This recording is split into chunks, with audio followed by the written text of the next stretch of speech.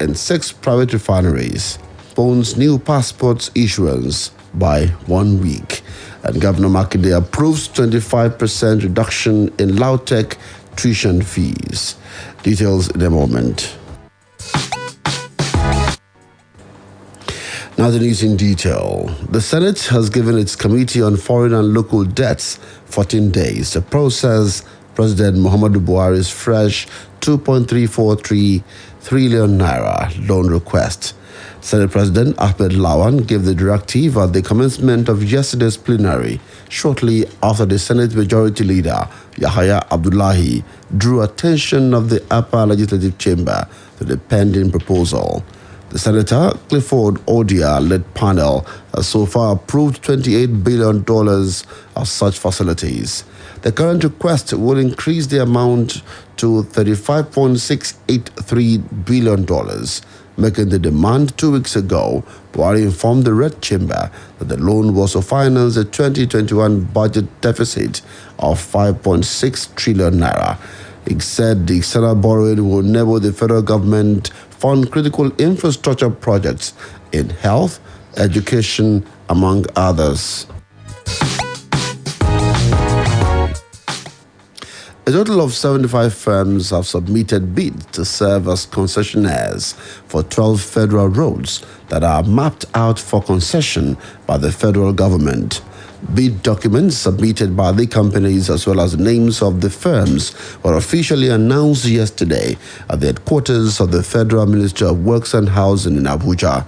Some of the firms that submitted bids include China Road and Bridge Corporation Nigeria Limited, Dafa Capitals Limited, Dantata and Saway Construction Company Nigeria Limited, Diamond Strapples Limited, and EK Holdings Limited.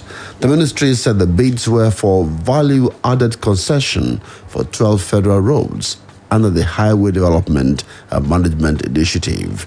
The HDMI was created by the Works Ministry to develop and manage the country's federal road network through private sector investment, maximizing the use of assets along the right-of-way. The Nigerian National Petroleum Corporation said it is currently considering equity participation in some private refineries across the country. It said this was in line with the federal government's policy directive, which stipulated the mandatory participation of the corporation in any privately owned refinery that exceeded 50,000 barrels per day capacity.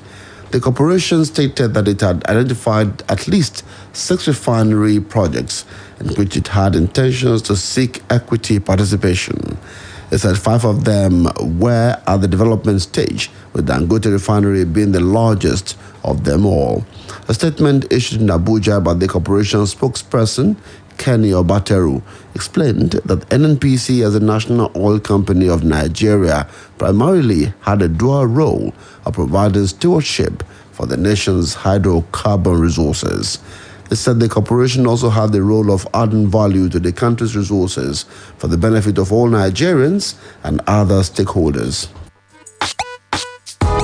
The Comptroller General of the Nigeria Immigration Service, Mohammed Babandede, has announced the postponement of new passport applications, which was earlier slated to commence on June 1st, 2021, by 1 week. The new date will now be June 8th, 2021. According to a statement by the Service Public Relations Officer, Amos Okpu, Babandede was quoted as making an announcement at the NIS headquarters in Abuja yesterday during a media chat. According to the statement, a huge number of applicants are already turning up to collect their passports across issuing centers, and this is causing some forms of congestion. It stated that the situation will not allow the service to accommodate new applications, especially considering the desire to ensure that people who come to NIS offices comply with all the COVID-19 protocols. According to the Commission, the period will be used to attend to applicants for collection, clear all the remaining backlogs, as well as improve systems automation for the takeoff of the new passport regime effective 8th June 2021. The country's external reserves lost $640 million in May, falling to $34.24 billion on May 28th from $34.88 billion as of April the 28th. Figures obtained from the Central Bank of Nigeria reveal that the reserves had been fluctuating in recent weeks. Speaking on the deadline and decline at the recent Monetary Policy Committee meeting, the CBN Governor, Godwin Emefiele, said that this reflects sales to the foreign exchange market and third-party payments. In March, the reserves lost $178 million after dropping from $34.99 billion as of March 1 to $34.82 billion as of the end of March. Oyo State Governor Seyi Makinde has vowed not to relent until significant development traverse all parts of the state, with the people enjoying good roads, quality infrastructure, and business expansion. The governor stated this during the commissioning of the reconstructed headquarters facilities of Oyo State Agribusiness Development Agency, OSADA, and launching of Youth Entrepreneurship in Agribusiness Project, YIP, at Shaki. Governor's office correspondent David Bello was in Shaki and reports that the governor also flagged off 45.3-kilometer Shaki-Ogboro-Igboho Road as part of activities to commemorate his second year in office. Details in this report. Commissioning the reconstructed headquarters facilities of Oyo State Agribusiness Development Agency, OSADA, and launching the Youth Entrepreneurship in Agribusiness Project in Shaki, Governor Seyi Makinde explained that the effort was in line with his roadmap to expand the state economy through agribusiness and reposition Shaki town to contribute in Oyo State economic revolution.